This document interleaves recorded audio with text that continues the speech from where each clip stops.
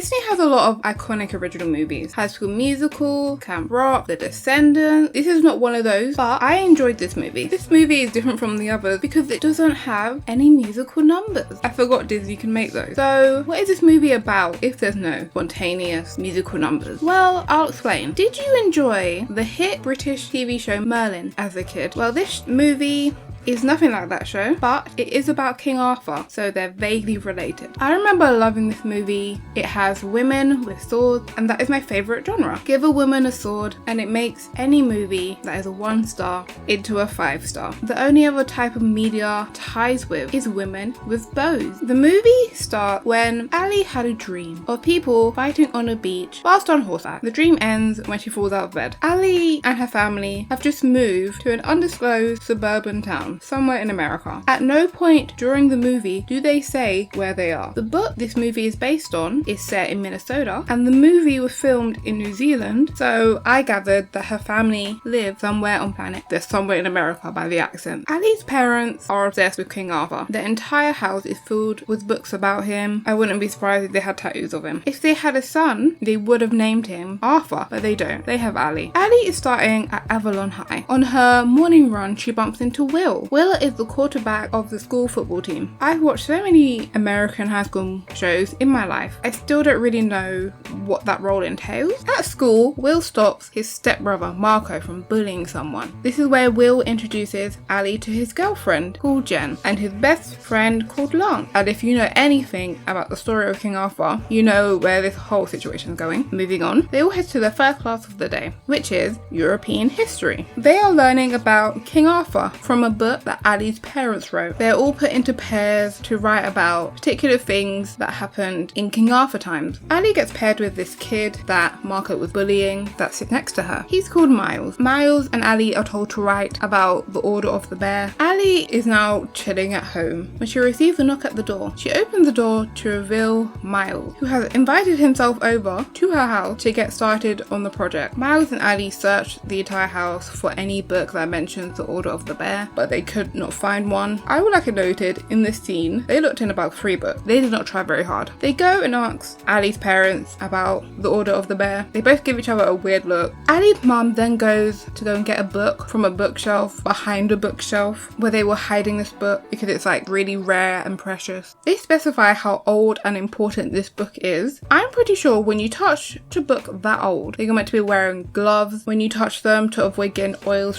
from your skin on them. They don't do that at any point. Ali's parents explain that the Order of the Bear is a group of people who believe that one day King Arthur will be reincarnated to lead the world out of darkness that will be started by Arthur's evil stepbrother Mordred. The next day, Ali goes to class, tells the teacher about the book, and then she suggests that she brings the book to her teacher. And she does bring it the next day. You'd think a man like Mr. Moore, who studies King Arthur and is aware at how important and rare the book is, would be more careful, but no, he just puts his oily, greasy hands on his precious book too. After class, she bumps into Will in the middle of the forest. Will opens up to her about his struggles with the amount of pressure he is getting from everyone about the upcoming football games because everyone is expecting him alone to take the team to state. Then we'll have a party the next day. Marco and his friends crash it and pour fake spiders over everything because Marco is a bad boy. He's a troublemaker. He doesn't fit in and he doesn't want to fit in. It's weird. Look at all the teen angst. Ali goes looking around the house and finds Lance and Jen looking a bit too close. The two of them spot Ali. Then Jen chases her down and begs her not to tell Will she is cheating on him with his best friend. Jen then has the nerve to say, Ali, you can't do this because this will ruin him and it will ruin his chances to get a scholarship because this news will be so devastating that he won't be able to play football anymore and it will be all our fault. We will ruin him. Who is we? Why is she referring to Ali in this situation? How is any of this Ali's fault? Are you delusional, Jen? Then Ali walks away. Will's brother also threatens her, all making it seem like this is Ali's fault.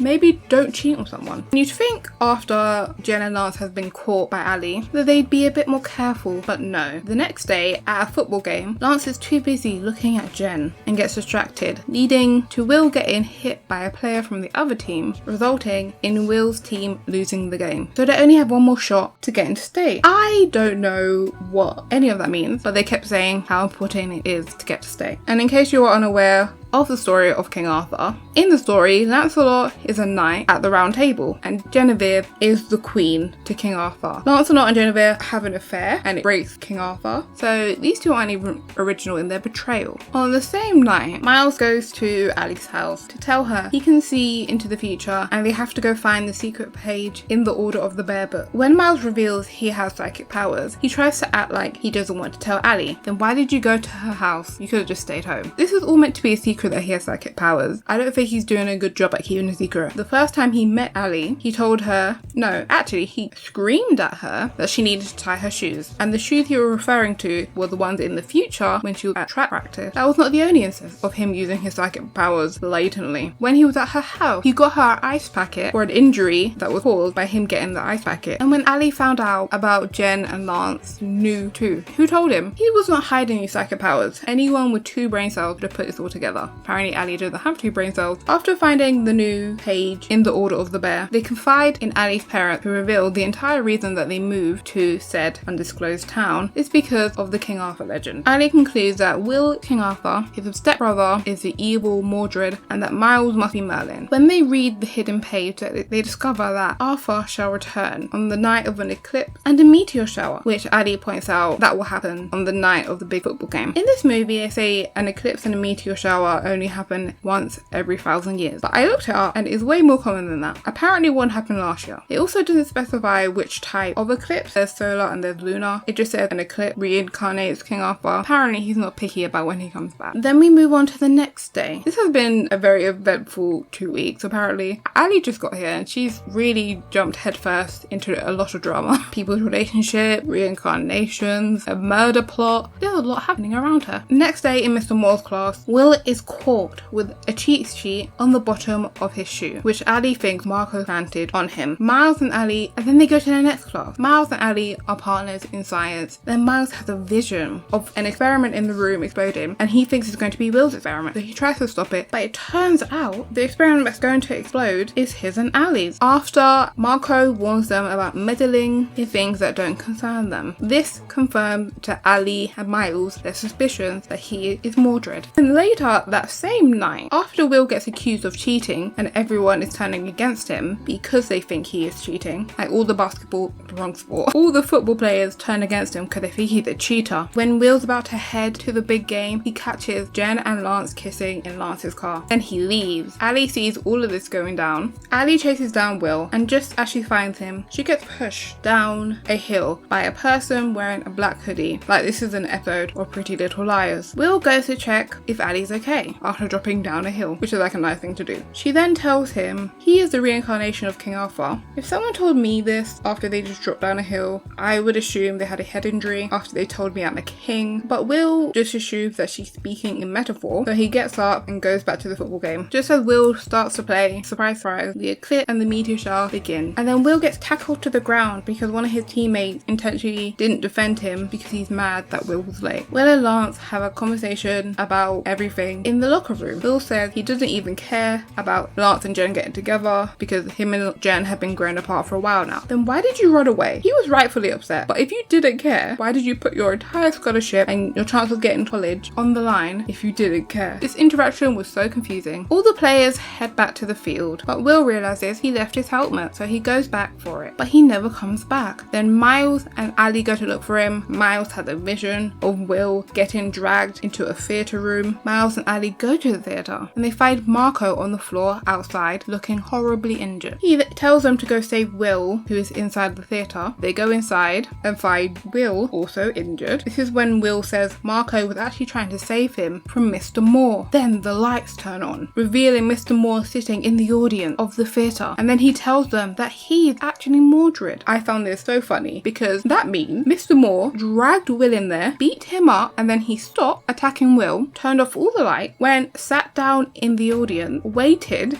for Ali and Miles just so he could have a dramatic introduction. Honestly, this is iconic. He then tries to kill Will, but he is stopped when Marco comes rushing in and pushes him into a giant gaping hole in the stage. I know that stages normally have holes in them so performers can make quick exit out of a scene, but they're normally much smaller than this and they're usually covered up. This hole looks like a lawsuit waiting to happen to me. Also, what happened to Marco's his injuries. He looked like he was on death's doors when they saw him outside, but now he's fine. Marco then reveals his father was in the Order of the Bears, and he apparently vowed to continue his father's work after he died. So when he threatened Ali, it was because he was trying to protect them all from the dangers of Mordred. As they have this conversation, Mr. Moore transforms into a giant suit of armor using the power of the cane. He then starts beating these children up. Trying to defend Will, Ali picks up a prop sword and tries to fight him, but the prop sword turns into a real sword, and it turns out Ali is King Arthur. How shocking it is that the main character and the person in the center of all the posters is actually the secret reincarnation and not some random side character. Who would have guessed? This part of the movie made no sense to me, that Ali was holding the sword. I get that she picked it up, but from everything that Ali's learned in the movie, she knew that the reincarnation of King Arthur, whatever sword they touch, eventually turns into an Excalibur. And she thought King Arthur's reincarnation was Will. Why did she not automatically hand the sword to Will? Logically, she would have tried to hand it to Will as quickly as possible, but no, she was holding it, and then slowly Excalibur came out. Anyway, Ali is King Arthur, and they all get teleported to a beach where Arthur and Mordred had their original battle. And so much happens in this scene. Ali says the staff that Mr. Moore has is actually Merlin's. Don't know where she got this information from, but apparently it's true. Then Miles learns a random spell and summons his staff. Everyone that was in the theatre, aka Ali, Will, Miles, Marco, and Mordred, all were teleported to the beach. That makes sense to me. But why is Avalon also there? Is he not meant to be on the football field right now? That's why when I initially watched this, I assumed this was all like a psychic battle that they were having in their head. But then I looked further into it. So that means Lance was in the middle of the football field and then just disappeared, according to the fandom wiki. Very eventful night for everyone watching that football game. Firstly, the eclipse, the meteor shower, and now disappearing 17-year-old. Ali eventually wins this against Mordred, which is kind of embarrassing because he's had his entire life. This man looks like he's 30, 40 to prepare to fight King Arthur, and he still lost to someone who picked up their first sword ever all of 10 seconds ago. The battle is over, and then they all get teleported back into the theatre. Mordred tries to attack Ali again, but a security guard catches him and drags him off as he is screaming about his destiny. And then Will goes to return to the football game. Somehow, after all this fighting and the fact that he was initially injured, Will is no longer injured. Don't know where he got healed. Then they win the football game. Who would have guessed? And then the movie ends with a scene of Ali and all her subjects. Now it's time for Random Thoughts with Kelby. Throughout this movie, Ali was just standing there a lot, watching people, and it was really, really creepy, and it kind of gave me Joe from You vibe. The whole Jen and Lance cheating was not even vaguely subtle, that they are dating behind Will's back. Literally from the first interaction, look at how they're looking at each other. They are staring into each other's eyes. I'm surprised they didn't kiss there. And then you move on, 22 minutes into the movie, they're on the stairs, just staring at each other, looking lovingly in the middle of the corridors. And then 10 minutes later, they are making out in Will's house, his own house. I spent this entire movie trying to figure out where I knew Mr. Moore from. He was in I'm in a Band, which I was going to do a video about, but it's not on Disney Plus. He's also in the Wizard of Waverly Place movie. And when the whole Will was being accused of cheating situation happened, and all the footballers turned on him, calling him a cheater, my only thought was, since when do footballers care about cheating on tests? Miles is the best character in this movie. He's just having fun here. And going back to the prophecy, half of the prophecy does not make sense now, because she doesn't have a half brother, and it's very much implied that King Arthur and Robin Hood is real in this universe, because the way that they talk about King Arthur is that he's an actual historical figure. Like, they think he actually ruled Britain at some point. Ali never tells her parents that she's King Arthur. They spent their whole lives leading up to this moment. And that'll be it for this video. I hope you enjoyed. Leave a like. Apparently, don't trust your European history teacher. Goodbye.